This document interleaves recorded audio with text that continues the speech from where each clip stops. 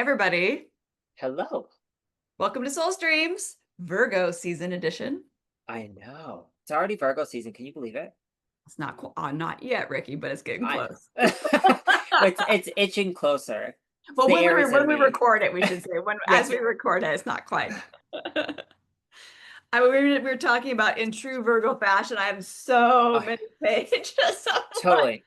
Don't worry, we're not going to get into all the nitty gritties of this stuff today, but it's funny how sometimes whatever the energy of the season, I actually see it come through in my prep process. It's wild. Totally. It's a testament because like we know that if you know astrology that it's eclipse season is here.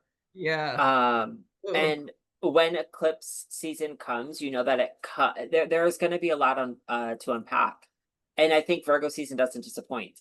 And Oh, it's just it's an interesting time that we're in, which we'll talk about in a little bit because Virgo, there's when planets enter Virgo, it has to have relationships with planets that are in um Aries and Aquarius, and we have a lot of planets that are in Aries and Aquarius. And it's an interesting season because as these planets are dancing together, I feel like we're gonna feel this tug. We're gonna feel the energy, and I think it's important to kind of, in very Virgo fashion, be prepared, but also be open at the same token. Be prepared that there's all of this energy happening, but yeah. also allow yourself to be willing to go with the flow. It's kind of like the reality check that we're going to get, that I can't force, I can't control everything. I can know the energy, but part of it is going with the flow. Well, and part of it is actually being able to live it too, right? So if we get too Yeah. programmed in and sort of, what exactly we're going to do or what exactly is going to happen, it takes away some of the being in the moment. But it's thinking when you're talking about the relationship between Virgo, and by the way, Virgo season begins Friday, August 22nd. So that's Woohoo. leading into it. And because we have planets in Pluto in Aquarius, and we have Saturn and Neptune are in Aries, and both of those, all those three in the early degrees, both Aquarius and Aries is a quincunx with Virgo energy. And so, Yeah. Ricky, I think, and we have this so boom, boom, boom, right? Any of these planets coming into Virgo are going to automatically have this quincunx relationship with Saturn, Neptune, and Pluto. And for me, with the quincunx, which is 150 degrees apart, so you can also think Yeah. five signs apart, right? It's just short of an opposition. Yeah. And there's something about and this is great because quincunx energy, it actually is associated with the Virgo archetype. So Yep. we actually have Virgo the sign Times two. times, yeah, exactly. So my favorite word, and many astrologers use it for quincunx, is that an adjustment needs to be made. And Yeah. another word we sometimes use for quincunx is signs or planets that are in aversion with each other. And so it's Yeah. almost like the way I've heard it described that so I think is very useful. It's almost as though they don't know they're there. There's something about like they don't recognize each other. And then I've heard it said, and they don't even know if they actually would want to recognize each other or work with each other, even if they are there. So Yeah. there's something about what do we have to do between those two energies to get them into a space where there is something possible together. It's not a negative aspect. There's no negative No. things going on here, but it's something that can feel kind of foreign, maybe feel annoying or irritating, and we would rather Yeah. brush it off and no, just I don't want you in my kind of space sort of energy. Yeah. I think of it sort of Totally. as if it's the 150 degrees, if a quincunx comes before an opposition, it's almost like it's not quite popped out. I don't know. It's like there's something about it's like it's tucked in that last little curve before it comes into the opposition. This is me Yeah. making things up, but No, it works for I me I metaphorically. I love the word annoying because that's the word that I always feel into. I'm sorry, I do because there's something about I relate to this because I'm actually pretty much I would say the people that I've been closest to have very strong Virgo energy, which is very different for me because I have such strong Aries energy, and you Yeah. would think that I couldn't or we couldn't make that work. But I will tell you, I get annoyed with Aries energy, I mean Virgo energy all the time. I can't comprehend how much they have to think and process things before they can take action. And I'm like, "Hold up." I was like, "Why are you thinking of all this? Just do it." And they're like, well, how do you just do it? Like, no, you need to process, like, you need to have everything organized, everything. And there's a natural kind of frustration that occurs. But I will tell you that all of the greatest work that I've ever done was with the Virgo energy and how we were able to find our similarities together and how we were able to mesh our energies together. And that's really, I think, a highlight of the quincunx is that when you're able to find that common ground where we can blend together, it's powerful. Yeah. It's really, really powerful. And I feel like that is the potential, one of the potentials of the season ahead. If you are willing to make change and make adjustments with what needs to happen, the growth that can occur because of that can be very beautiful, can be very exciting, because there is a reward for when you do adapt or when you do adjust. And I feel like, yes, there can be frustrations. Yes, you could feel that, but I always say this, like, if you can lean into the other side, lead with curiosity and less judgment. Well, Yeah. why is it this way? Why do I feel what I feel? Or why don't I feel anything? Like you said earlier, if I can't see that, why am I experiencing this? I should lean into that and ask myself, you're starting to create that bridge. And I think ultimately I like your parallel of what you're saying. If we look at the quincunx as like almost the bridge, which would be the opposition, it's almost Yeah. like we just need to like align it a little bit more to get that straightness of what Oh, the yeah, just opposition would sing the be. bridge. Yeah. Yeah. And I think if we could do that, it creates what the opposition does, which is illumination. Yeah. It brings something to the surface for us. And I think that's what the reward could be is, oh, I get it. Or, oh, this is what I needed to see the whole time. Like that type of energy is so possible during the season. But there's something to this that we start the season off right away on this new moon on the 23rd with this Virgo, Aries, Aquarius dimension that is being activated. And I think it's ironic that it's on a new moon, I don't think it's random either. Because we often look at new moons, a lot of people would look at it as like a seed that we're planting.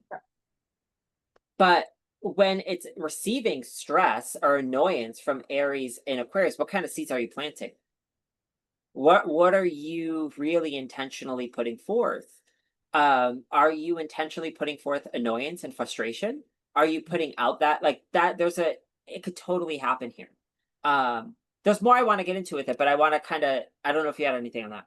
Well, it's good, but you could also be missing the gifts, right? That's the thing. Yeah, Sometimes the annoyance or the thing, I don't get it, or this doesn't work together. I don't understand you. I don't get it. It makes it very easy to just like, again, go away. One of the things yeah, I wish well, I'll say it now, but when I was mentioning how things that are in quincunx or energy and aversion means that there's nothing in common. When we say nothing in common, we mean that the two signs, like let's use Virgo and Aries, for example, they're a different quality, meaning one's yin, one's yang, right? yeah, They're different modes or or modalities, right? So Virgo is mutable and Aries is cardinal, and they're different elements, right? So Virgo is earth and Aries is fire. So when you're thinking about quincunx, always there's no commonality in those things. yeah, So that doesn't mean that there's not other things that could be similar. And everything, the whole zodiac, and just like our whole system inside ourselves, works together.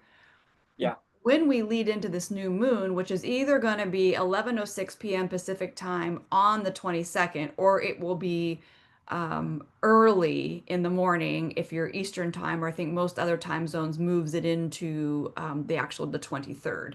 So yeah, that new moon, the sun and the moon, because a new moon is a conjunction of the sun and the moon, that is at 0 degrees Virgo 23 minutes, and it forms a yod at yeah, that time, right? So there's a quincunx between the sun and the moon and Saturn and Neptune that are in yeah. the beginning of Aries. And it also forms a quincunx with Pluto Pluto. retrograde. Yeah, at 1 degrees Aquarius. So all this stuff we just talked about that sets up the whole season, this lunation, and it's the last lunation we have before we move into eclipse season. I think Yeah, it is like this big imprint. And one thing totally. more, and I know we have a lot of unpacking to do with it, but in this particular lunation, the ruler of the new moon, because it's in Virgo, is Mercury.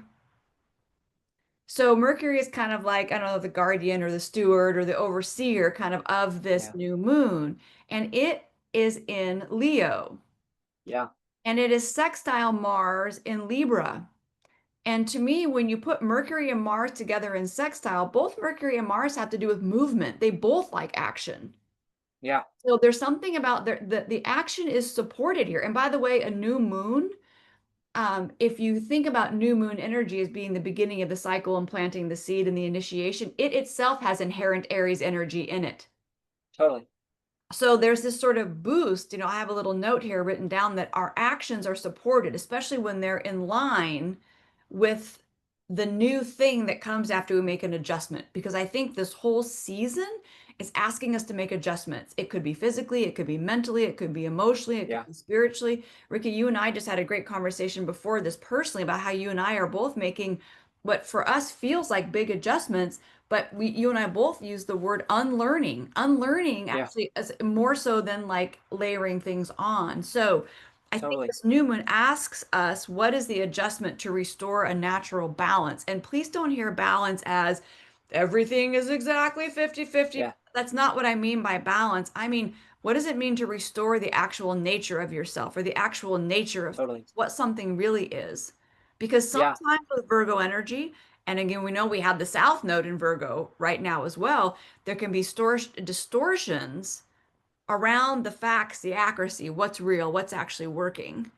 Yeah. Now, what else do And I you? think that I love what you said right there because I could totally see that concept of what is accurate, what is true, what is the information that I have, because Uranus is squaring this new moon at the same time in Gemini.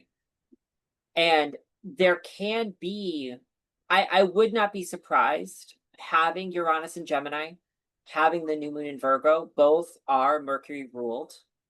I would not be surprised if there are incoming breakthroughs or incoming communication, whether those are internal or external, that are catalysts of the need of adjustments or change that need to happen. The thing that I thought was unique is that both Saturn and Neptune and then Pluto are all retrograde during Yeah.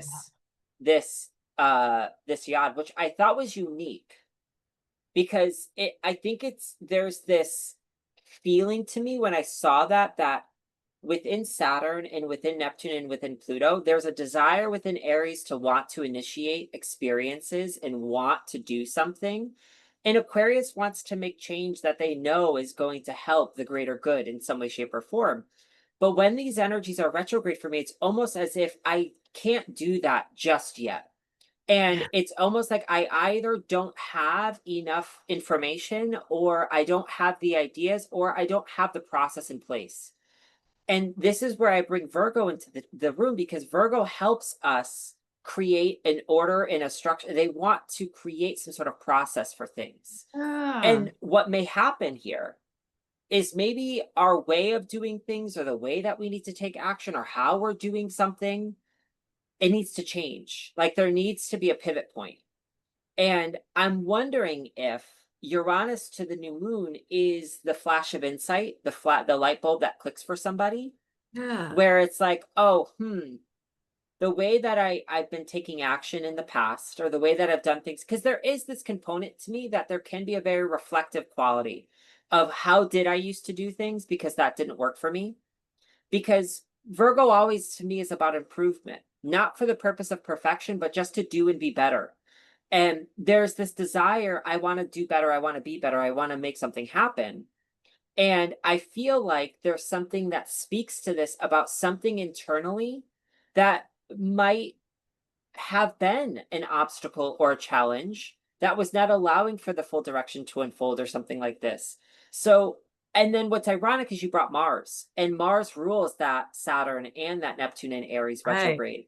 And Yes. Mars in Libra has this component to it that's measuring its commitments. Mm. Like, how am I committed? Where am I committed? How far am I committed? I always joke about this with Mars and Libra. Or if you have Mars and Libra, we find sometimes like they can either be overcommit, like they can commit to so many different things.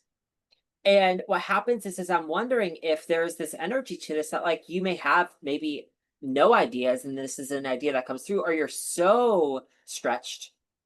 And if you're about to initiate something that your desire is to help others or do something for others, how sustainable is that right now for you? There's like, I almost feels like a blessing here because the yod or the yod talks about that concept of a fated quality can unfold here, right? And it's almost as if is the universe trying to come down and not necessarily touch something in the physical world, but touch something in the internal world. Like it feels like a God wants to touch a part of you. Ooh, this That's is kind of what I feel. no, I love it. So I made a couple notes as you were talking just because it was coming through. You talked about systems or the system and how Virgo likes things to be systematic, but it made me think about how Aquarius, which is the sign Pluto is in, also is very much into systems, systems that make the world better or things Yeah. better. And Saturn itself is a planet that also enjoys systems. And so And every structure. every point in this yod has something to do with systems, something to do with understanding the system, whether it's the external system, the internal system, right? I Yeah. work with parts work, internal family systems, right? All Yeah. these systems. And I was thinking with the yod, because wherever the point is, right? This is the new moon, the sun and the moon are at the point of the yod, or the finger of fate, or the finger of destiny, we might call it. Yeah. I had made a note that it's is the destiny to use discernment. And I think Ooh, I what love that. and you were already articulating this. I just put different words on it. And this has come up in my own life. You were talking about how Virgo wants to do better. Not it's not about being perfect. I absolutely just agree Yeah. with that. But is the things that we can do that are better, that could make things a little bit better. But the question is oftentimes the things we do don't make things better. And oftentimes in our trying to make things better, we actually make them worse. And I mean, let me just raise my hand because I'm just saying, calling myself I out. think we all do it. Yeah, but I feel like I'm really talented. It's a special power of mine. Yeah. Here, let me fix all this and fuck it all up, right? So Yeah. here we go. But I also put a note that says, well, we can only do better when we know better. And I Yeah. think what you were talking about, that something coming in, a shift in our consciousness, because I was really with you and feeling this, that with the planets retrograding, we can't quite do it yet. Sometimes that internal adjustment is just we need to accept something. This Yeah. doesn't have to be a huge, like my whole life is changing. Yeah. One of the things I'm actually, I think at this point, before I run ahead of things, because I feel like I could go in so many directions. Yeah. Will you share the gene key? And I want to read the Chandra Oh symbol yeah. because I think this will give us like a little more of a right brain engagement with this energy, but it's so on point. Totally. So this specific lunation is tied to gene key 59. Um, that is the gene key of dishonesty. And or it's the shadow of dishonesty, I apologize. And it is the city of transparency. And what this gets into is how honest are we with ourselves? And this specific gene key shares a partnership with gene key 55, which is the shadow of victimization. Oh, what? And so there's something to this, and he'll talk, and I really encourage people to study and research these two gene keys or contemplate them because they do bring up within ourselves our own pain points and traumas because this specific signature is tied to different forms of traumas, and he talks about it. If you ever, he has so many videos where Richard Rudd in the Gene Keys talks about this. And what I would say is that the goal and the desire of this gene key is intimacy. Mm. And intimacy begins from within and being able to be intimate with yourself. And so there's something about this that requires a radical sense of self honesty. And one thing that you and I were talking about is how can I know if I'm being honest with myself? Yeah. And sometimes you don't know whether you're lying to yourself or not until something is shown to you to say that you're not being honest with yourself. Oh, this could be the moment, Square, you're honest. Ex- And what happens is that there's something to this gene key though that we could bridge into intimacy because I always say with this gene key, how can we experience intimacy with another if we don't even know what that feels like from within? Is it conditional then? Is it conditional intimacy? Is it conditional like a conditional like and love? This is about allowing for ourselves to be so completely transparent and vulnerable within ourselves that we actually radiate that into the world. It's somehow connects to a level of freedom. A freedom that I don't know if we could fully comprehend unless we fully have owned our own shame, our own guilt, our own pain, our own hurt. All our parts, that's what this is, right? There's something about 100%. back to the system. It's like, do I know my own system? Have I accepted my own system? Whether you call that Yeah. parts, we call it planets in astrology. Astrology is Yeah. automatically parts work because we're looking at You can parts. see it. Exactly. And that's such a and the other thing I was going to say, which I think will parlay into you, is that Uranus and Uranus and Mars has a lot to do with the Tower and the Tarot, right? Am I willing to do like an inner kind of blow up in order to create the change in my world? Like there may be something I need to kind of see that could be very shocking in the sense where it's not what I thought, but I will say that it's what could pave way to freedom. It is literally paving into freedom. And I think that ties into what I feel like you're about to get into with the Yeah, Chandra symbol. and it also might be something you've never known, at No, least in this lifetime, especially right? with your aunt. Yeah. Right. So that's what I'm saying. So this is the thing, like this, and you made a beautiful comment around how could I have intimacy with someone else if I don't have intimacy with myself? And I'm going to flip it around and say the other way is true as well. Yeah. Right? How could I have intimacy with myself if I can't? You can see it both ways. So I'm saying some Totally. of us lean more towards one side. They they're not separate. Right? This is No. the same thing with the whole Aries Libra axis, right? That is Yes. not separate. So I feel like there's something about recognizing this, but yes, now I'm going to go to the Yeah. Chandra symbol. And so in this case, we're rounding up because this new moon is will be 0 degrees Virgo 23 minutes, or rounding up to 1 degree. So Ricky just talked about something blowing up on the inside, or would you be willing to let something blow up on the inside? And the key header here is a volcano erupting at night. And I'll read a little bit of what this is from Elias Lonsdale's book called Inside Degrees on the Chandra symbols. Yeah.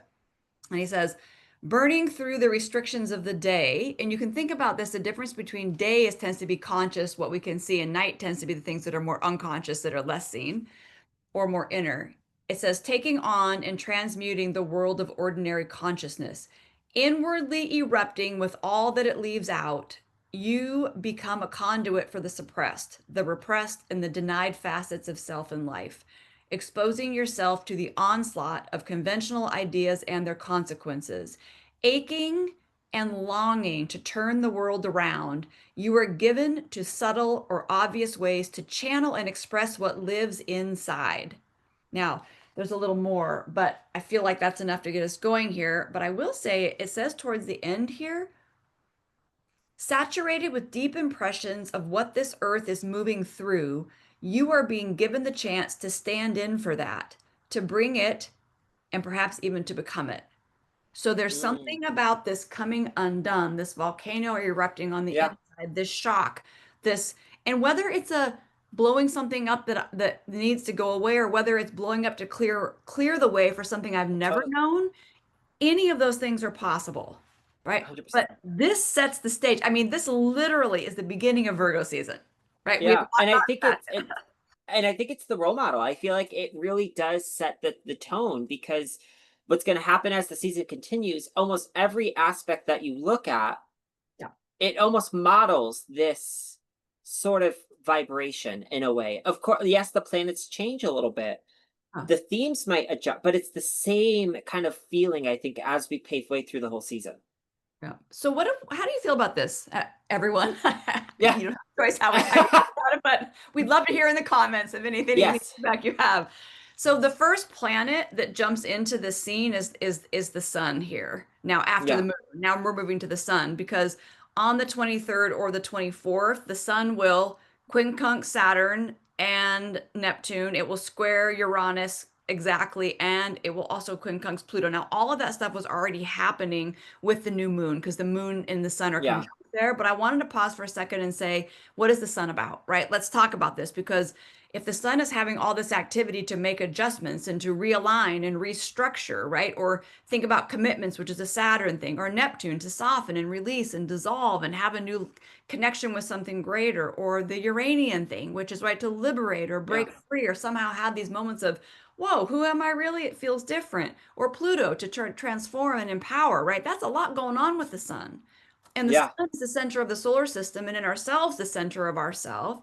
So it Totally. represents self and sense of purpose and the core energy or the core creative vitality we run on. So there's almost like this question of what is at the center of me? What is, and I'm going to use the word heart. Heart can fit with lots of planets. Totally. In esoteric astrology, love wisdom is a ray really connected with the sun, right? So this idea of what is Yeah. at the heart, what is at the center of Totally. this? What am I about? What is my purpose? And we may find that with all of these adjustments coming online, if we want to flow with them, that something may shift in a way that you look out differently. And I don't know that you'll be able to even fully articulate some of this stuff. You and I have both have had some difficulty articulating the things that we're both going through. That's not Yeah. necessarily a problem. No. If you wake up one day and you just are a little different, That's amazing. how. Yeah. Yeah. Oh, you know what this just made me feel like as you described this? I don't know why, but I saw like a little boy or a little girl like sitting like in an arena with like these massive like gods that are around them. And it's like this feeling of like this young, innocent, naive energy. And there's these players. You have like Uranus and Neptune and Saturn and Pluto. They're all looking at you. And it's almost like there's this feeling that I get that I could sense that's like, I don't know, like, how am I being empowered by this? Like, there's something that's very beautiful because you have all three of the transpersonal planets coming together. Yep. And you have Saturn, which is known as kind of that elder like energy. And the And boundary it's, to and the boundary to the outer. So it's yeah, like, so it's yeah. almost like, is he opening the door to allow for us to have access to these transpersonal experiences? And there's something about it that I just feel like this little boy and little girl have an opportunity. Like, there's something really powerful about this. And it may even happen on the new moon for some people because it's I feel like you're going to feel this energy right around this time frame. Like it's so active coming into it that that whole weekend I think is going to be um Yes. you may feel it, and it may happen on the 23rd, 24th, or 25th is or the 23rd, 24th. Yep. Um and so I just think it's when you described it, I just saw this energy. It gave me like the feeling of like if you ever seen Percy Jackson, and it's Mm. like Percy Jackson's father is supposed to be Poseidon. And it's almost like this idea that like this boy that has no necessary powers, his father's a god, and he's looking at all of these gods around him. And it Yeah. just feels like that because Neptune, Pluto, and Uranus are have so much potential. Oh. Um, that it could be highly transformative. You might not know who you're becoming. And those, I'm going to say this too, just to add to that, that those outer planets and also Saturn, everything we're talking about it's not just up in the sky, it's in you. So you might think, Yeah.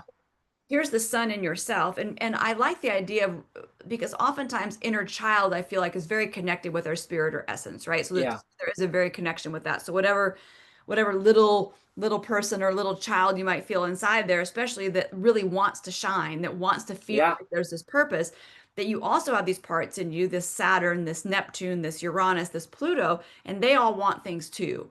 And so you might even imagine, like for yourself, like what would those conversations be like? What would those characters Yeah. look like? What would they be doing? Maybe those planets Yeah. are animals. Maybe they're not gods and people, right? Yeah. I would draw it out, paint it, like get creative with it. Like Yeah. allow yourself to create a story.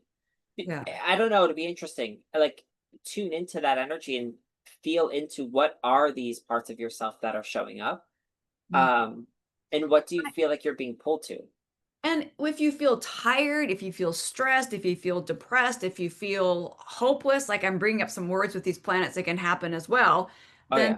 then that's you're in the territory, right? And I'm not in Yep. any way celebrating those feelings, and I know it's really difficult, right? That suffering is real, and we have I feel like extra doses of it right now going on in the world. But Yep. when you feel that, it's almost like the question of, well, who's here? Yeah. is that Neptune. And then you, if you are into astrology more, even looking at your own chart can help you get more flavors of, oh, here's how I might have patterns around how I normally relate with Neptune energy, or here's how I normally Totally. relate with Saturn. Because the thing is that all they're all trying to get you to hear a different perspective. There's something in here that is not, it doesn't want to follow just the same old course. The quincunxes in particular let us know, to Ricky's point, that the connection bridge, it needs to swing a little bit. Yeah. So part of our curious or investigative process in this can be, oh, even if I feel really shitty on Saturday, who is here? What's going on? What story do I find myself in? What is it that can help me Yeah. swing that bridge? Yeah. Totally.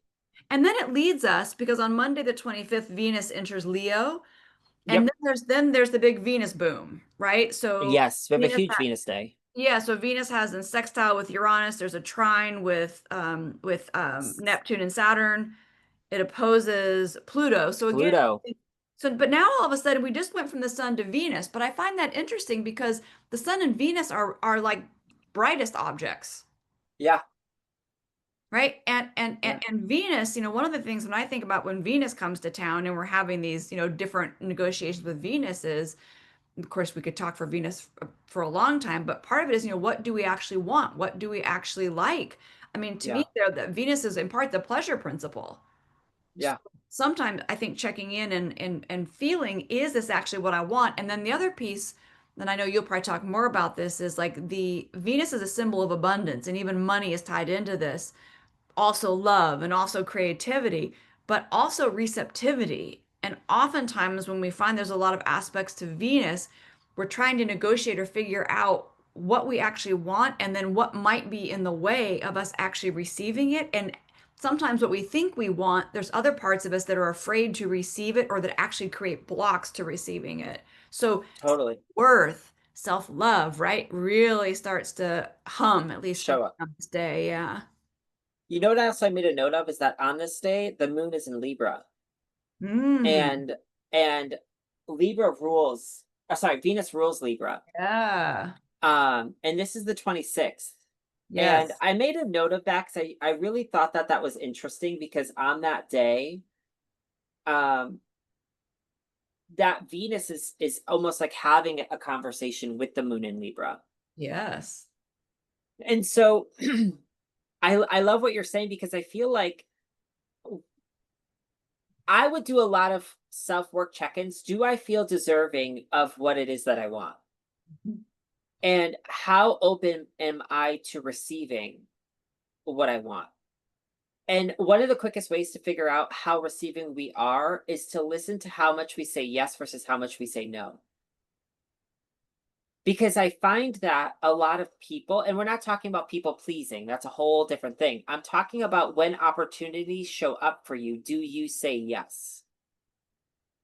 There was an exercise many years ago that I tried where I would only say yes when opportunities showed up. Even if in me I was like, I'm tired, I don't want to do this. I would say yes to things like, hey, do you want to go out for dinner? Sure, let's do it.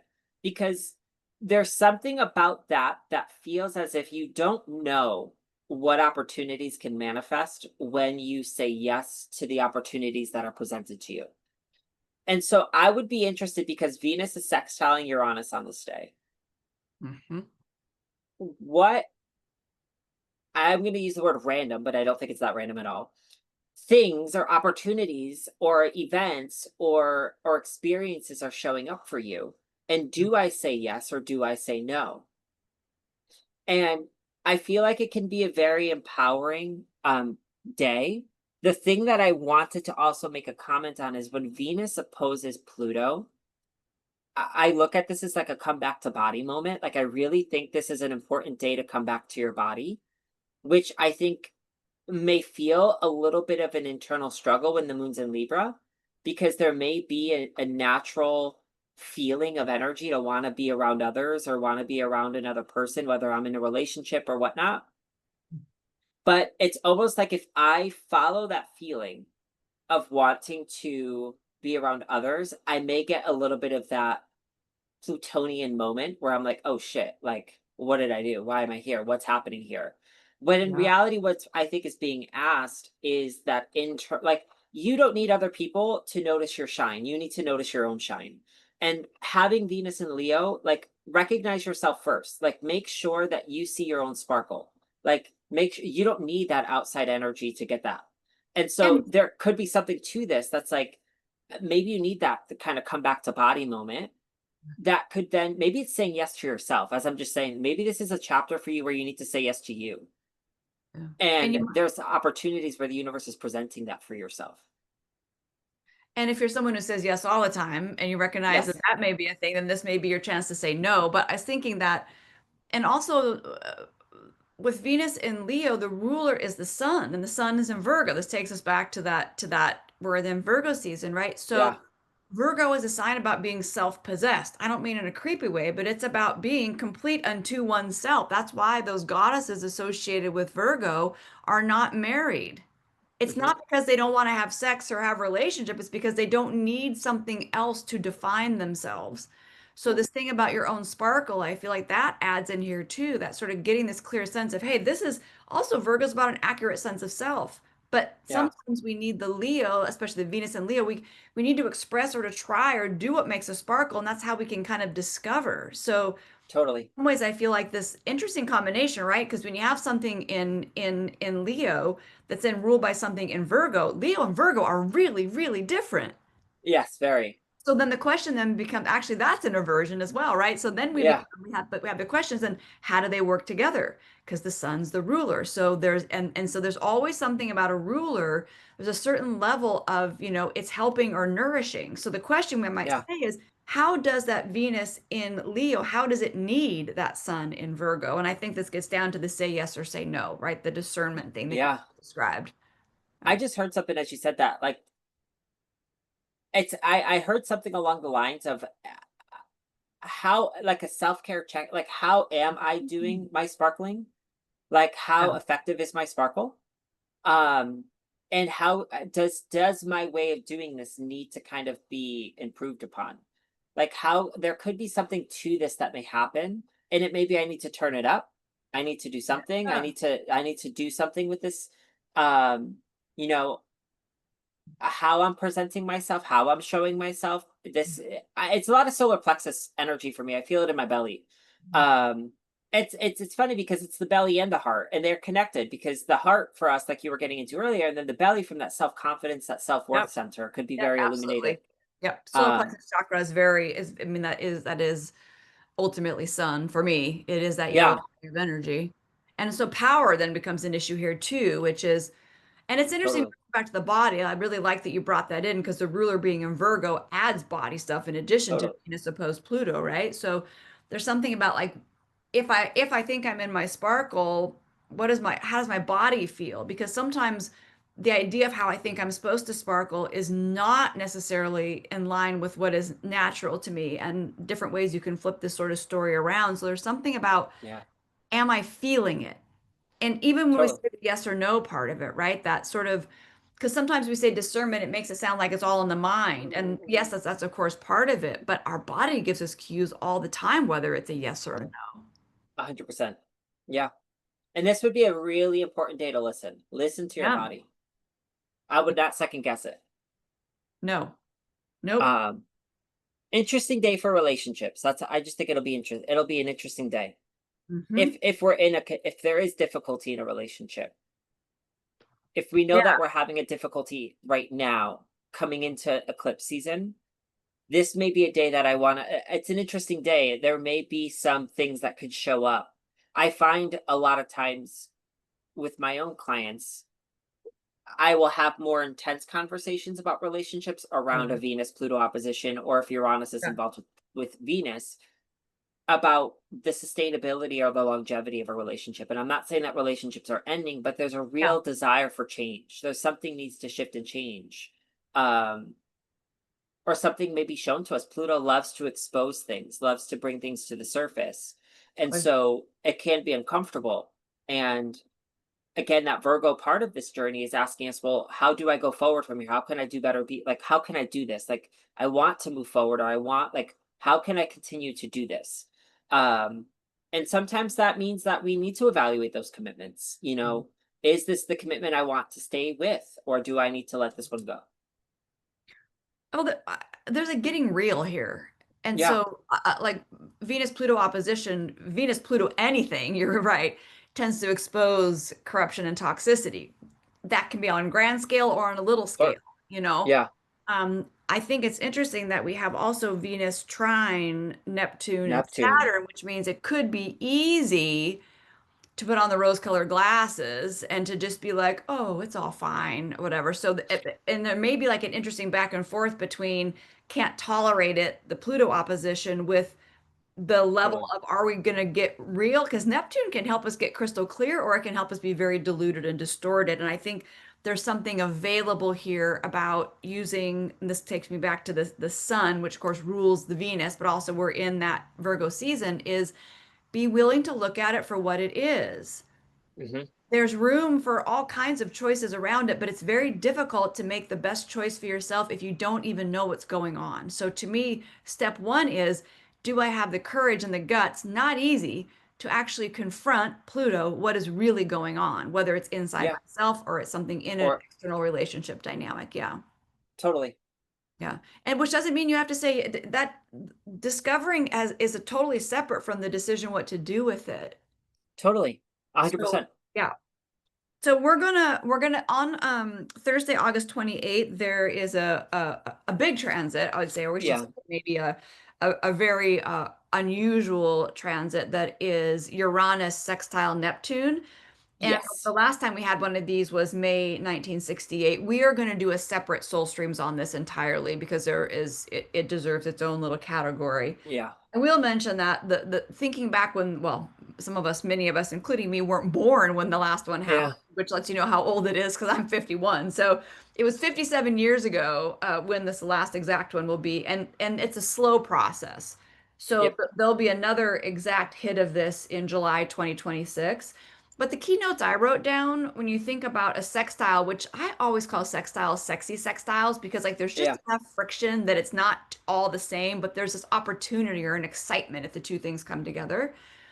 And Uranus and Neptune together, the notes I have is there can be a desire or an opportunity for more freedom of or freedom in either spiritual, religious, or beliefs in general. There's something about a freedom in being what I am, just as I am. So Yeah. some of us, this could be going through this cycle of not wanting to buy into sort of what the collective may have said, this is what life means, Totally. but this is what how we're supposed to look at it. There could be radical things around religious movements or groups. So Huge. Yeah. I don't know what you want to add to That'd be interesting. That would be interesting for us to talk about and look at about in history when these two late have their 60s. aspects.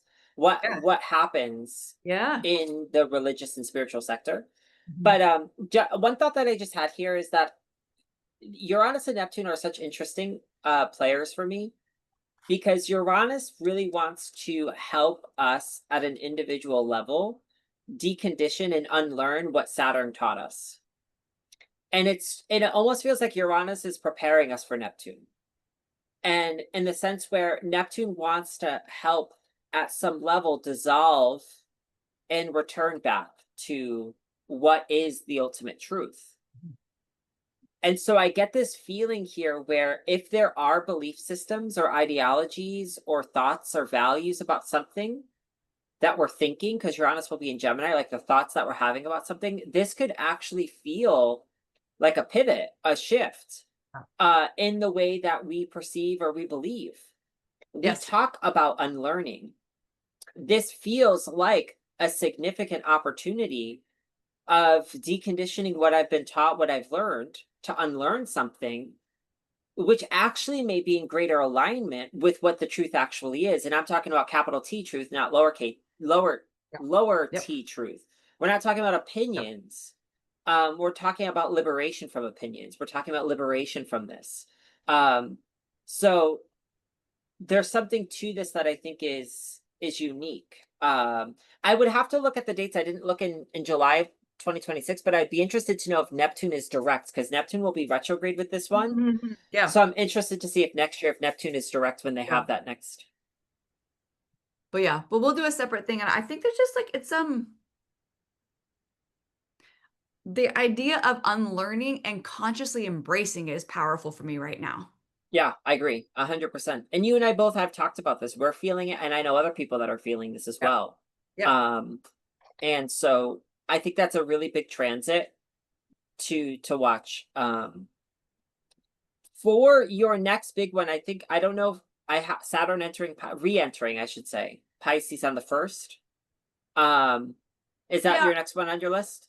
Yeah, and I was thinking the reason why I think it's important we mention that is that, Saturn, when Saturn retrograde dips back into Pisces, it's a big deal because this is the final backtrack before it goes back, for its bigger chunk of time into Aries. And that's starting a whole, Saturn, any planet entering Aries starts a whole brand new, evolutionary cycle of that Yeah. archetype. And so there's just something to me about this. I would say I'm saying this to myself and to all of us. What back in the later degrees of Pisces land in yourself, in your life, in your chart needs some relooking or rechecking, or where do we need some closure? Where do we need to sort of let something go? Where do we need to revisit something? And because Saturn has so much to do with our overall reality structure, I feel like it's so important to not miss those adjustments. And I was looking back at my notes at the very beginning of this year numerologically being Oh yeah. a 9 year because it's 2025. And I have a whole bunch of notes on it. But one of the things I made a note is that, and I think this comes from Jean Morris's book on numerology, which is currently my favorite numerology book. But she talks about the nine, is what she says. The nine represents our last earthly lesson, which is forgiveness. Yeah. And I bring this up because Saturn retrograde moving back into Pisces, Pisces is an archetype of forgiveness, and the North Node collectively is in Pisces. So Mhm. this, and if you don't like the word forgiveness, you can use acceptance, right? Truly, when we think in a full on Piscean, Neptunian way, there would be no need for forgiveness. But most of us, including myself here, are not to that point. So, but I'm saying if a different word works better for you, but what would it mean to write off the debt? What does it mean to let go of something that's been held on to? What does it mean to accept that everything is happening in its nature, even if it seems to be going against its nature, and that it's unfolding as it needs to? Yeah. Doesn't mean that I support all the individual actions. That's not what I mean here. But there's a bigger, broader view that I think this is a reminder of kind of the intention of the whole year when we take this little dip back in here. Yeah. I love that you bring this up. And one of the thoughts that I would just say is if you could lean into and sense who you truly are, and that's kind of what you're getting into about this idea that in Pisces there would be no need for forgiveness, but forgiveness pays way for us to realize that we don't need it as well. Right. Right. It's part of the process to get to that stage. And I think what I would just say is remember who you are and be able to see yourself in other people. And if you could see yourself in others, it actually could help you on the path towards acceptance, allowance, and eventually forgiveness. Because there's a beautiful quote, I think it's in the Bible where it says, "Forgive those for they don't know what they did to you." Mhm. And the idea is that a lot of times what's hard for us to forgive is we're holding on to something that we don't want to necessarily. It's difficult because we don't want to either let go of something. We become attached. It's a huge ego Yeah. structure Oh dynamic, my gosh. Yeah. and in Pisces, it is a dissolving of that. And Saturn in Pisces has an essence of how can you build structures in the vastness of the ocean? And there's something to this that there needs to be the way that we do this needs to change. And so maybe the way in which we're approaching forgiveness or surrender or acceptance, we need to really approach it differently. Um, there could be a new way of how I'm gonna. I literally just had this conversation with someone this morning, and she looked at me. She's like, "I don't know how to forgive this person for what they did. I don't know how to do it." And and I say that sometimes it's not your time yet. If you feel in your heart that you don't have that within you, that is okay. Don't beat yourself up for it because you're just perpetuating it. Recognize that this is where I'm at right now and I'm not ready for that. And that's And beautiful, maybe I'll Pisces. check back in the future and say, how do I feel about this? but what you just described, that is the Pisces. It's like I read something in a book recently. It was a beautiful, simple statement that forgiveness is not required for healing process, right? So this is the thing, but accepting that there's a part of me that's not ready to forgive, that is the Pisces energy, right? That Totally. is the allowance and the acceptance. So Yeah. And one day in the future, it may come back up for you. But if don't you're not ready know. to right now, that's okay. And I think there's something to that, that having that compassion for yourself. And it's just interesting because I see these energies showing up now. And I feel like Saturn dipping into Pisces can totally bring this to the surface. Um, and I would just say, looking at your charts, look at Pisces, look at Saturn and Pisces, look at since March of 2023. What did I learn? What did Saturn teach me in the Pisces area of my chart? Yeah. Because this does have this culminating effect to it, this sense of completion, this sense of closure. Um, did you do what you felt Saturn was restructuring? Did you restructure what needed to be restructured in that area of your life? Yep, I think that's a great advice, which leads us. That was September 1st, by the way, Saturn retrograde moving into Pisces, I think we said, but just to get us back on the calendar for a second. Yeah, Tuesday, September 2nd, Mercury will enter Virgo, so then it's going to go through all, very similar things that we talked about earlier with those quincunx energies as well. On Wednesday, September 3rd, Jupiter will yeah, try the North Node. And this really keeps on the same theme we just talked about with Saturn retrograde moving into Pisces, because the North Node is in Pisces. And traditionally, Jupiter rules Pisces. So this would be Jupiter trying the North Node in Pisces, traditionally yeah. ruling that itself. And this forgiveness piece, I think, becomes even more on point. And it also got me going down this big rabbit hole around Jupiter. And Jupiter is very important to me personally. And I'm reading Liz Green's new book, which is really excellent, by the way, on Jupiter, called By Jove. And she talks about how Jupiter actually is divine mind. And she talks about how divine mind is not air the way we talk about the air element and the air signs, but that it's not so rational, that it's tuned to or by the hidden dimensions of life. But the idea of Jupiter being divine mind, then from it comes divine breath.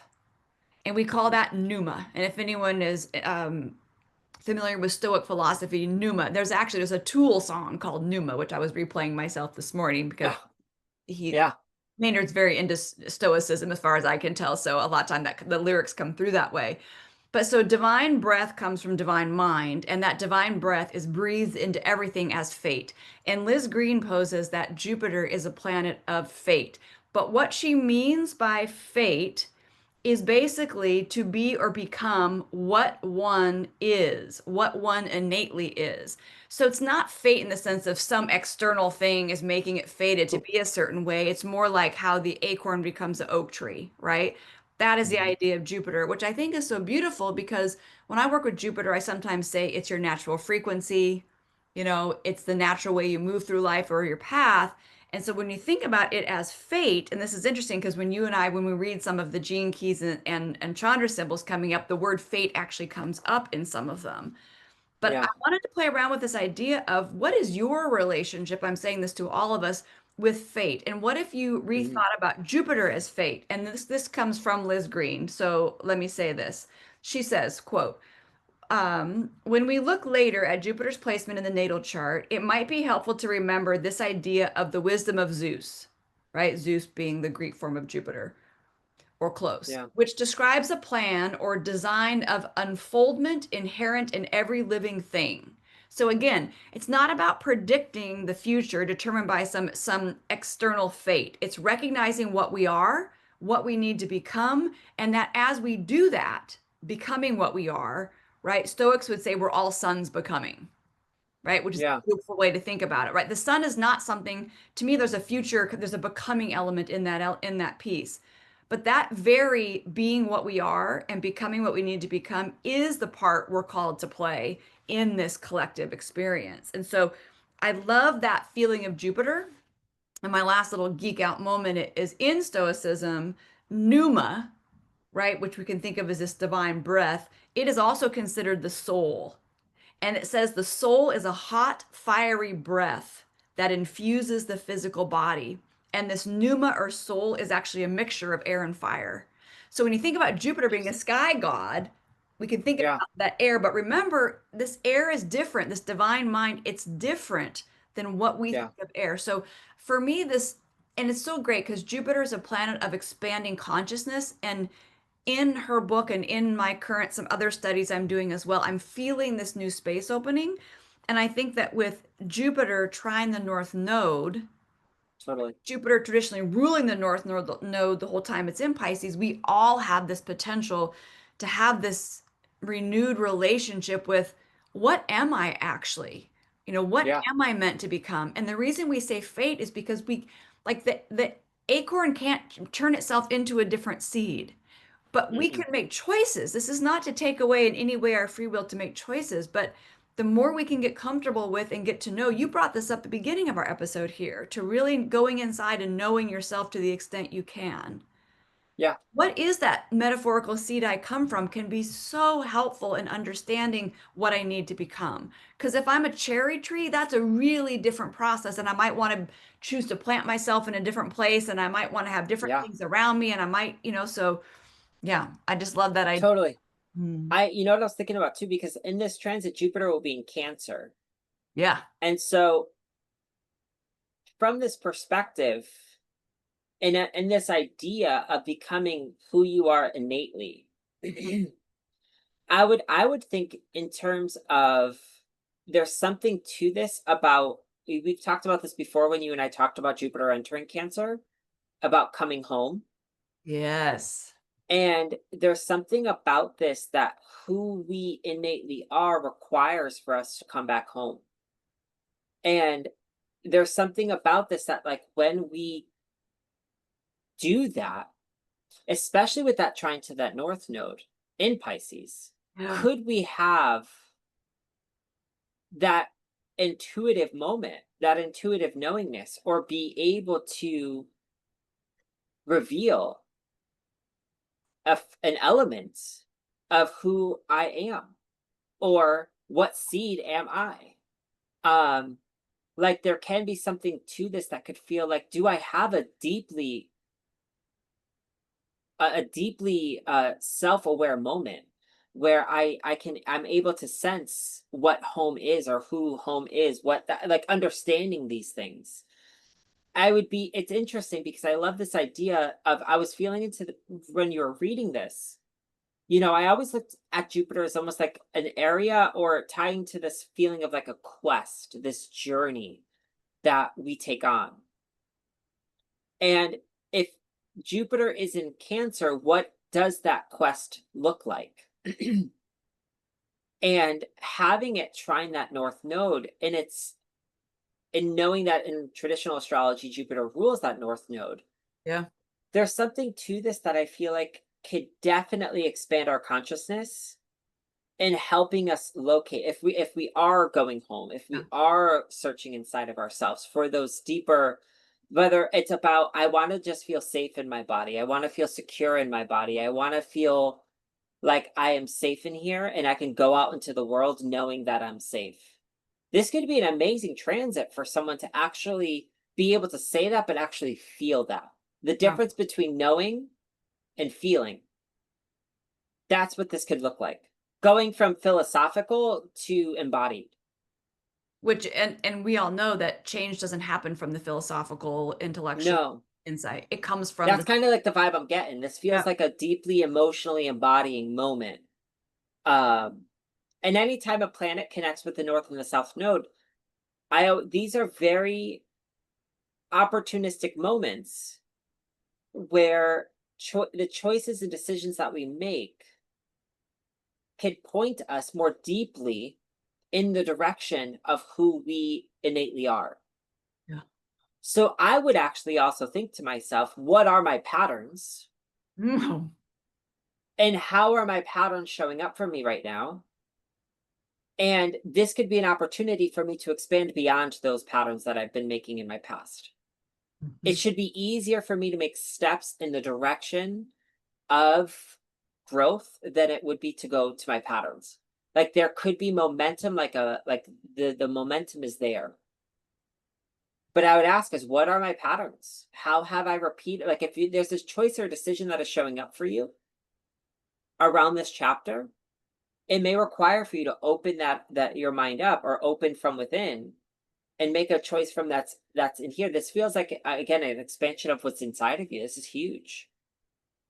And then I had this I had this image of, and maybe it's because it's Jupiter in Cancer, but I had this image of this, where's the garden I come from metaphorically, because there's Yeah, something about this, like, and I was thinking about in personally in my own life, I'm in a place of being willing to let go of some of the things around how I was raised, which was very highly controlled. So this is part of like my letting go process. But in that same process, I've been really feeling into where do I come from? And one of the things, I come from a family of teachers. Both my parents were teachers, and I'm a teacher and I love teaching. So part of my yeah, garden come from a garden of teachers, right? So when I'm thinking about that, and so if there's a teacher seed in me, I can't help yeah, but be a teacher. I don't I mean, yes, we can say I'm an educator, but I could be doing any job and I would still be teaching. Once you start to feel into, oh, this is actually the seed that can't change, then Ricky, all the part you're talking about, shifting patterns and things, becomes easier, because then we're not also fighting yeah. against the nature of what I am. Thing. It's like, so I feel like there's like a two wave process coming in here at the same time. Yeah. And that reminds me of Pisces being the fish. And Yeah. it's like, And they go, so and then so can this is great. So then we can go right to the full moon total lunar eclipse in Pisces yes, on the 7th. on the 7th, which is traditionally ruled by the Jupiter. So again, Yep. this season has been beautiful for me in the way that, at least how it's occurred to me, is it keeps pulling me. One thing keeps pulling me into the next thing. Yeah, The fishes, totally. right? Here's the Pisces fishes, right? They're swimming both those two different directions, and that doesn't need to be a problem. In fact, it kind of means, how do we actually work with two directions at the same time, instead of thinking that we somehow need to straighten them out and, put them in a linear. Totally. Yeah. I think that so this full moon, Mm. I just I have the moon is opposing that Mercury, which means that Mercury is coming close to its cazimi with the sun. Yes. I have the in conjunct to Venus, Mm. um, the moon in conjunct to Venus, Yep. and then we have that trine with Jupiter, which we just kind of got into a little bit. Yeah, which is still full on flowing here. Yeah. And then we also have the moon is in conjunct with Mars. Oh yeah. And so what's unique is, I don't know how you feel about that orb right there, that 5-degree orb between well, it wouldn't be 5 degrees exact, but I'm saying between Yeah, yeah. Mars and Venus. If you would throw I'm five a, I'm a, degrees in I'm a, as I'm a pretty flexible Orby yeah, person. because that feels like we would be getting a little bit of another yod on this eclipse. We are. Yep, I just put a note. And Also, so oh, Ricky, before you go, also the moon is conjunct the north node and the sun is conjunct the south node. So we have big time. very Yep, close.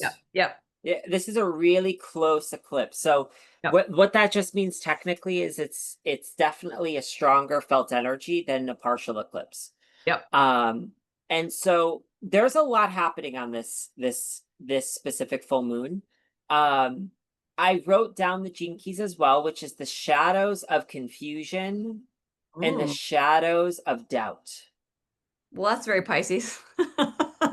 which I think is perfect. Yeah. Um, and so I will just say there's so many different angles we can look at this full moon. What I would just say is, in your own personal charts, I would look to see if you have anything in the middle, like I would say between 10 and 20 degrees of the mutable signs. Yeah. I would be very interested to see how you are being activated and what planets or houses are being activated. If you know your chart, you could kind of get a glimpse of where these eclipses want to kind of either open up doors for you, or show you doors to your past.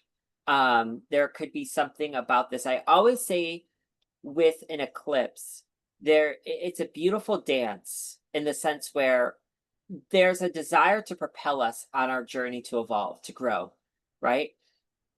And I always feel like in order for us to evolve and take that leap in that direction, it gives me the energy of the fool sometimes, Yeah. which Yep. is like where we are about to take that leap off a cliff. And what happens is that it requires an immense amount of courage, and it's also nerve-wracking at the same token. Yeah, it's scary as shit. Let's just be Yeah. real. Yeah. Yeah, it's scary to get out of your Yeah. comfort zone. And what's happening here is that the sun is on the south node, which I think is interesting. Mhm.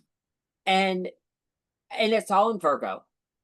And so the center of our solar system is sitting on the south node, which I always like to say sometimes is like could be looked at as like a cosmic garbage can. It's like what Yeah. is being released and taken away. The garbage man is coming, the trash man is coming. But Judith Hill, always, I think Judith Hill says toilet bowl as oh, well. toilet bowl. That's a great one too. What do you want to flush down the toilet today? But be careful because sometimes inside the toilet bowl, there's little nuggets of wisdom and there's some really rich treasures in there. So you want to be careful what you're flushing down that toilet or what you're It's throwing away. Virgo, so it's extra funny here. You know that, Yes, right? Yeah. exactly. You want to be extra careful about what you're cleaning out. But Yeah. in that sense, if Virgo could represent like that sort of spring cleaning or the summer cleaning, what karmically wants to be cleansed? Like Yeah. what is being cleansed here? And from the sun, you've already talked about the sun earlier today. So when it comes to that core sense of purpose or identity or that vital force, what needs to be released or like, oh, this could be a very tiring day as well. This could be a day where some that are more sensitive, or if you have any planets that are around those repeat markers, may feel the absence of energy. This could be a little bit more of emotions are up and energy is down. Like we could feel that polarity, if that makes sense. Well, and especially because eclipses already make us it's a lunar eclipse, which means already, full moons, all that stuff is already in that Yeah. territory. Maybe think too with the mutable signs, right? Mutable signs and mutable energy is always about learning and adapting and shifting. They're the signs that bridge us into the next seasons, right? If you Yeah. think about it that way. And then my teacher, Laura Nalbandian, she would always say that mutable signs are getting relative perspective. So Yeah. part of what I think is happening for all of us is that where is it in my perspective or perception, whichever word you like better, but where is it that you need to look at something different? It's interesting. I'll read the Chandra symbol that goes with this one. So it is we're rounding up to 16 degrees Pisces because this full moon uh, Yeah. eclipse is 15 degrees Pisces, 22 minutes. So here we go with 16 Pisces. A peaceful child, talk about the fool energy. A peaceful child on a narrow ledge that overlooks a precipice. Now, Yeah. I'm going to say the thing I'm going to read next. I did not read this in advance until you and I got on here to record. So I did not know when I made all my notes about Jupiter and fate what I was going to Yeah. what I'm going to read next, just so you know. So whenever I have those things happen, that synchronistic moments, I know that hopefully for all of us, but at least for me, I need to pay attention. Something's coming forward. Totally. Here's what it says about a peaceful child on a narrow ledge that overlooks a precipice. Fate has set the pattern. You are held fast by fate. Yet inwardly, you are so deeply and fundamentally free that you are actually submitting to your fate from a true and pure place. Mm. The situation you pull in is outwardly severe. You are a vast being trapped in a tiny form, and you cannot really go anywhere or do anything to change this. Instead, you are released by your outward bondage to dream, to remember, to envision, and to make cosmic connections. The inner life is boundlessly rich. I love that. And kind of also, Beautiful, right? it does. And having that moon in Pisces on the north node feels like that energy. It feels like I don't know, just when you described it, freedom from like you are the the body in itself, like it was describing. It feels like there's a freedom point from this. And what I was gonna say as I was looking at the yod as well, knowing that Mars is in Libra and Venus is in Leo, that would mean that they're pointing over at that moon in Pisces. So this moon in Pisces and North Node in Yes. Pisces are ultra important for me. And what Yes. I just kept feeling just intuitively is that sometimes this is not everyone. If you're a Leo or a Libra, please don't take this personal. But sometimes Leos That and Libra, possible? Sorry. well, that's what I was gonna say. There's something about Leos and Libras that tend to could take things personal. or they tend to like things that are beautiful and that can have a natural materialistic energy about them. Pisces don't get two hoots about that when it comes to this. And there could be something about this that is encouraging us to go deeper. That if there is this surface level energy, there can feel like there's this pull from the fate, from source, from God, Yeah. that is actually pulling us deeper to recognize, again, coming back to this concept of who we innately are, recognizing that moon on the north node, it feels, especially in Pisces, Yeah. this is like this screams this sort of deeper cosmic Yeah. consciousness, like of emerging, like of recognizing that coming out of the body, coming out of the physical body and recognizing the actual body, like recognizing all of that. It just feels very powerful, like it does. There's this power to this that this eclipse can have. Yeah. um at the same token, like I said, Venus in Leo and Mars in Libra can have they're gonna want their energy as well. Yep. Venus wants her attention, and Mars loves beautiful things. And so there's Everybody gets to be here, right? It's not exactly, about, yep. but Mhm. there may be this pull of this of into the Pisces world, into the ocean. Yeah. And I'm just wondering if that little boy is gonna take a leap. I want to support what you and I love that yours is a little boy. Like who knows? Everybody has their own, but I like so I know you're not. I just I know you have a personal subjective experience with it. I know. You but I want to say because you were talking in this full moon before I read this part, and you hadn't heard me read this part before. Now is that you're talking about cleansing, and so I want to read Yeah, this bit again because this you said it and it's here. You talked about the toilet bowl and the south node where yeah. we those pieces. So this last bit again, the inner life is boundlessly rich. The outer life is starkly poor, but you live within. Make good on the past, cleanse and open, and know that nothing is as it seems, and form is tissue thin. I love that. I just want to say like it really aligns in different words, right? But it really Yeah. we're having a lot of lovely, different Synchronizations, the energy is there, and how it shows up in your chart and in your life, it's interesting. yeah. um Again, I would do a guided meditation or visualization or Yeah. creative exercise with Venus in Leo, Yeah. and I would visualize or create a piece of art with your inner child sitting on the cliff. Mhm. And if you're not into And art, then just automatic writing is great. yeah, and what are you on the precipice of, and what do you see, what do you feel? Like I would try to allow your imagination to take over.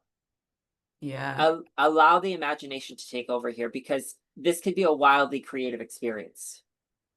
And one thing, it sounds simple, but one thing that helps me sort of with the things that have seemed more disruptive or difficult from the past that I'm still working with. Sometimes, like if I imagine myself on that precipice, if I were to look back and say, thank you for getting me this far, right? You got Yeah, me this far, all those things. And now I'm going here.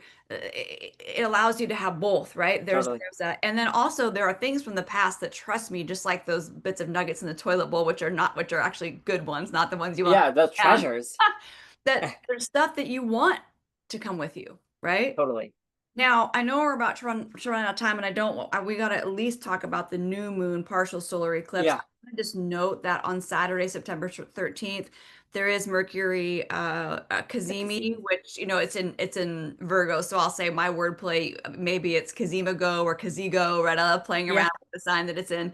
But Mercury will be conjunct the sun that day, and the South Node is right there too in Virgo. So we've yep, already talked a lot about this energy, but I feel like there could be more moments to sort of plant new seeds or new ways of thinking. There could be a new illumination of the mind that allows yeah, us to see some of these things more clearly. So I don't know if totally. you had more to add to that, but that's kind of my very quick, down and dirty version of that one. I love it. I think that's great. I think having this just with the South Node as well, if you have any random ideas that are coming to you, they're not random. Yeah, nice. Write them down. Um, because they might have a meaning for you for something in your future. And that's on the 13th.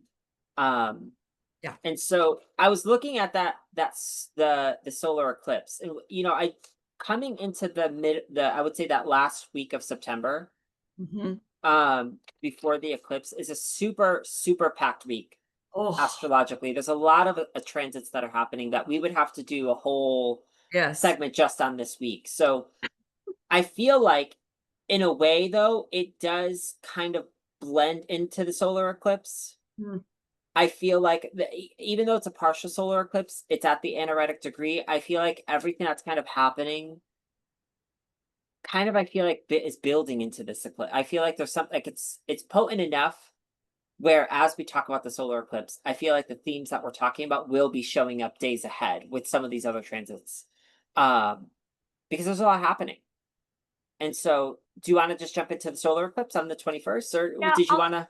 well, just very, very briefly, I'll say that on the 16th and on the 18th, there's a whole slew of Chiron aspects. And I'm Yeah. just going to set the stage by saying I think this helps open our hearts, helps sometimes feel Chiron Sure. sometimes feels like things break, but breaking open is kind of what we want. So I think that's there. I just mentioned that on Thursday, September 18th, Mercury enters Libra, so there's a sign change there. Yep. Sometimes that's a bit of a relief. Sometimes, coming from Virgo into Libra, we get a bit of a breath of fresh air, right? Moving into the air sign. Friday, September 19th, the day after, then Venus enters Virgo. So, Woo. and there'll be a yacht on that day too, which we won't get into, but all this, like, there's just a lot of adjustments. I'm going to say this. So I feel like Yeah. have covered it, but just wanted everyone to know there are definitely then a few more aspects in there. But then, yes, I think the only thing I'll mention before the new moon actually happens after the new moon. The day after the new moon, Mars actually moves into Scorpio just before the end of Virgo season. So that's kind of the tee up of the Yeah. transits. And then I think, yes, let's just use our last bit of time to talk about the new moon partial. This will be a partial solar eclipse, 29 degrees Virgo, 5 Yeah. minutes, 12:54 p.m. Pacific time, and that's on Sunday, September 21st. Yes.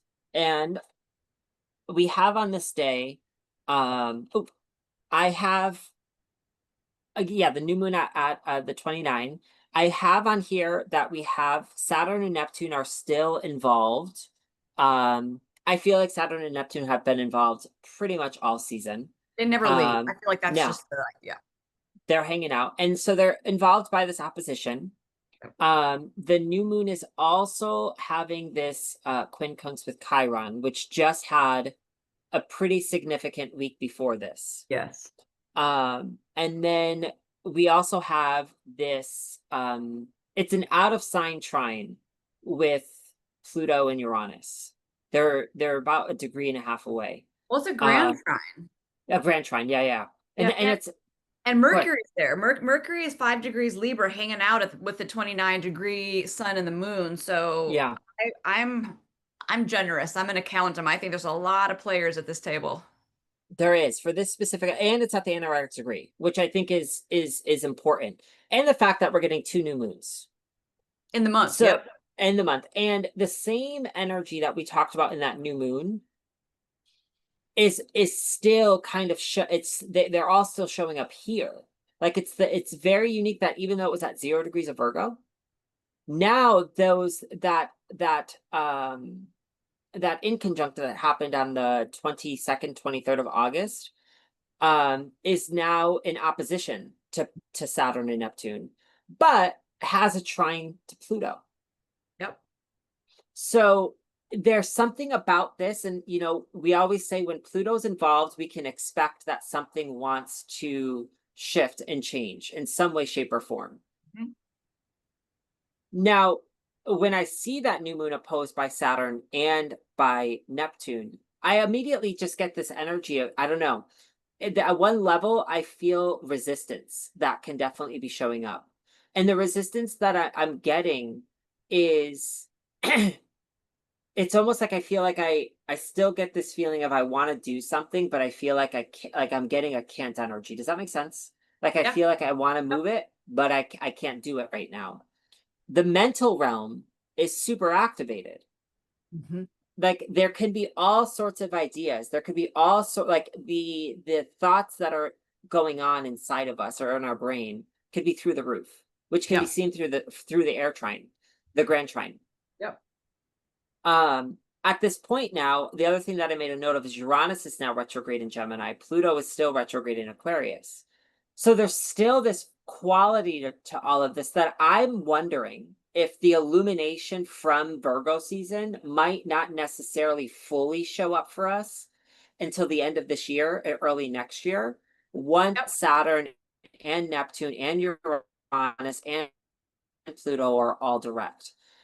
It makes me feel like what's happening now is not going to be finished. It's not, there's not, I'm not getting some sort of like things could shift or change around here, but I feel like the fullness of it, like the clarity of something, like I feel like that's not coming till a little bit later down the pipeline.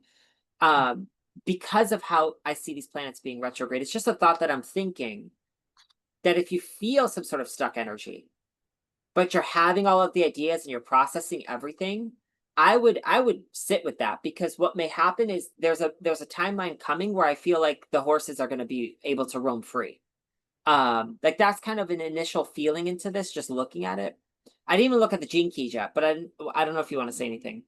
Yeah, I mean, just say the eclipse season itself doesn't speak to things happening right then. Eclipse season No. usually we need time to process, right? We even talk about like those of us who like to set new intentions at new moons. At eclipses, we don't recommend it because the energy is kind of, frenetic. I mean, in fact, sometimes we need to get in water just to help ourselves not to have the currents, running so much like they are so strong. So I wonder if this energy that feels like we can't quite do it, what came to me was it may be because we forgot a step. And there's something Yeah. about that 29 degrees Virgo, especially opposing, Saturn and Neptune retrograde, that's like it's almost like it's a good thing you can't go forward yet because that last little critical step in an anaretic degree is like a critical degree. It's something we need to do something very important to somehow fully use the Virgo energy. It's the end, it's the Yeah. whole end of it, right? So I feel like there's something like you don't want it, whatever that little step is for you. And again, I'm going Yeah. to say sometimes the little step is not even very noticeable, but it will still change everything. So Totally. that's at least part of the feel I'm getting in here. And but I think it's so interesting when we have a grand trine, which there can be flow, but then there's other things like the opposition and the quincunx with Chiron that are almost like it's almost like it wants you to have a taste of the flow that could be. I think you said this in different words, but even if you got the flow now, it wouldn't be what you want because without that little No. adjustment, it actually would be, it's like, this is a weird example to use, but it's like, if you really want a slice of cherry pie and you get the slice of cherry pie and the person didn't forgot to put any sweetener, there's no sugar in that pie at all. Yeah. So it's like it's a pie, but it's not what you want it to be. It doesn't have the thing that makes it what it is, in this case being the sweetness. So for the Yeah. um I just noticed, as well as I'm just looking at the chart, Venus has a quincunx with Pluto, mm, and Venus will also have a quincunx with Neptune, and which creates another uh yod for us. yeah, And I just think it's so unique that we're having so many of these experiences. And I like the word that you use, adjustments, yeah, or potentially minor annoyances that may be yeah, showing up here. yeah. And what I would lean into is, what does the highest form of expression of Virgo look like? What does that feel like to me? Because that may be a part of the missing step. And I always Mhm. try to think about that as you were talking. I was like, what would it look like to actually feel like I culminated the Virgo lesson? Like, what would that even mean? What would that even look like for me in my life? If I feel like I understood the Virgo lesson, what Virgo tries to teach, and what that 30th degree would look like and feel like, to feel the totality of Virgo Yeah, energy. yeah. What would It's I what's have? that last thing? What's that last part of it all? And I'm wondering if Mercury in Libra has a hint for us, because Mercury rules this Virgo. I'm wondering if that Mercury has wisdom for us in Libra. Um, where maybe that last step or last piece of information could come from someone else. Is this something about others? Is there something about me needing to listen to other people? Because Libra, I always talk about, has something to do with sharing. And so if we're in a position during this eclipse where we're talking with people, I feel like sometimes the missing piece, that missing step could come from conversation with others, that someone just happens to say the right thing at the right time. And you're like, oh my God, I needed to hear that piece of information today. That is what I needed. There could be a quality to this that could really be important. And oppositions, and we have the Saturn Neptune opposing the Yeah. new moon, sun and moon. Oppositions are also about what relationship and about in fact, in their best form, oppositions have a lot to do with projection, right? But Yes. intentional projection is wonderful. It's actually being able to see something that outside that I couldn't see before. And So that could very much be that 100%. That's exactly what I'm yeah, feeling that right. energy that could be the illumination of what is needed.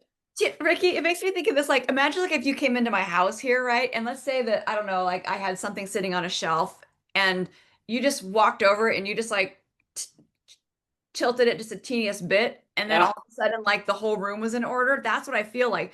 exactly. But it's almost like that last little tweak, maybe you're right. Maybe I can't just do it by myself. So then the question becomes, what am I open to receiving? Who am I actually on this journey with? Yes. And what is around me? And how perhaps have I not allowed myself to be available to that, which has been not allowing that last little adjustment. And it makes me think like maybe my house is not a good example, but imagine being in a museum or like an art gallery where literally Yeah. one little Can changing make all the difference. yeah, like, okay, there's this beautiful painting and no one's bought it for 10 years and someone comes in and just shifts where it's hanging or something and then all of a sudden it gets bought up right away. I feel like it's kind of that kind of thing.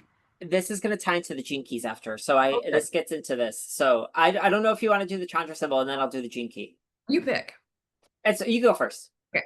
So the Chandra symbol, since this one is 29 degrees, wait, 29 degrees. Where am I? Oh, 5 minutes. Where am I? That's a very good question. We would all like to know the, or I would like to Well, know the answer too. It's Virgo 30 degrees in the book. Super sensible beings, how Virgo does that sound? Super sensible beings oh, manifesting through geometric forms, which is funny because we're literally talking about grand trines and I mean seriously, yeah. like all going at it. So here's a little bit of it. Sacred geometry, what he says. Sacred geometry inscribes the pattern of the world going through its great shifts, its quantum leaps. If you learn to stand back and be within the greater archetypal motions, you find yourself being placed in perfect strategic positions, in exquisitely rightful initiations and assignments. The transparency of things is superlative to behold. You are called to serve the highest, to respect and honor all manifestations, to be there for everybody. I love it. I'm double checking to see if there's anything else really useful. The last part it says here is I skipped a little bit, which I do sometimes. If Yeah. you're interested, get the book yourself. But the fine-tuned sensibility of the master craftsman, particularly adept in staying modest, unadorned, and straight on. It is the exemplar of the way it is done when you know who you are and how things are around here, and when you see it coming through in every jeweled detail with little lost in the translation. Huh. Yeah, sacred geometry. Yeah. Funny, like we started at the beginning with sort of all these adjustments, and now I'm Yeah. And now it's like are the lines connecting? and if you, because we all are sacred geometry, what does yours look like, right? There's something Yeah. about that, what is my sacred shape? What is my sacred form?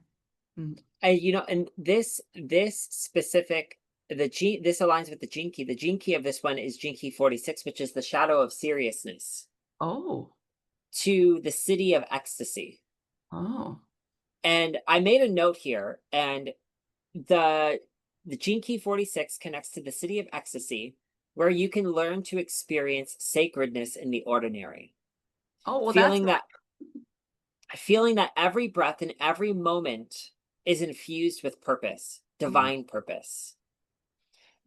This key invites us to meet change not with tension, but with the wholehearted trust in the beauty of just unfolding.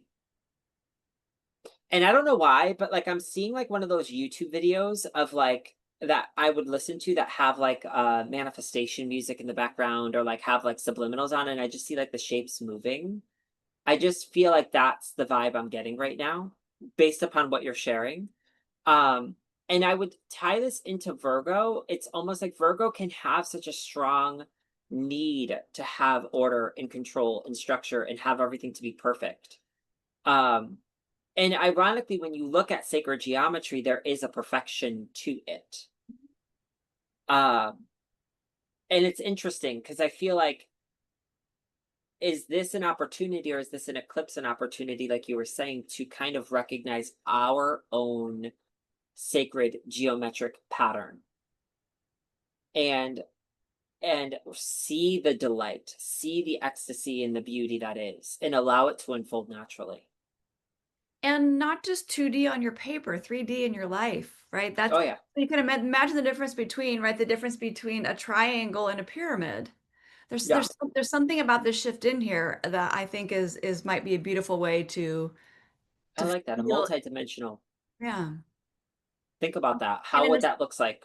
in astrology, we get very 2D a lot, because we're sitting here looking at the thing. So Yeah. something about how would I imagine that other dimension to myself? So, and which I can't really fully see it. So it requires the Pisces polarity point, of Hmm. grasping something bigger. And my other last just thought was, which is not a novel or new thought, not that any thought is new, but Yeah. that the little things really are the big things. And I think that this anaretic degree, 29 degrees of Virgo, and these symbols and the interpretations and things we've been sharing and going, that is, those little things, or that little adjustment, or that little appreciation, or another Virgo word, the devotion to those little pieces Or key. is, yeah, exactly. So Totally. we sometimes get so focused on, oh, I got to make this big shift. Well, interesting. Like, okay, I'm not Do disagreeing. you though? Yeah. Like, And does it have to, does, and that may be this too. It's the baby steps are what count here. the baby step might be the only way you will get there. The big step may 100%. never get in the place you need to go. Yeah. And I find that with Virgo. It's not about the big steps. I don't think big steps in Virgo, they don't really have a relationship right there. It's about those small steps and just itching Yeah. forward one by one by one by one by one. And eventually you will see. And it's about enjoying that journey. I think that's a big thing here. It's enjoying that process, Mhm. finding the delight in the process of becoming, of embodying, um, I think is key. Oh, So, beautiful. yes, that was Thank you. beautiful. Thank you, Thank Ricky. you. Of course, I appreciate you. Yes, I appreciate you too. And thank you everyone for being here, whatever time and space. Yes. I want to personally say that this ritual Ricky and I have now had for what, well over a year, or a year and a Yeah, half, or how long we've been doing this. I know. It keeps me rooted in time, like especially with the astrology. So I tend to be someone who shies away from let's do a big transit report, but I love the way that we're able to come together and kind of do a little bit of both those worlds. So thank you Totally. to everyone who receives it and is part of it. So yeah, thank you Thank very you. much. Yes. See you all next time.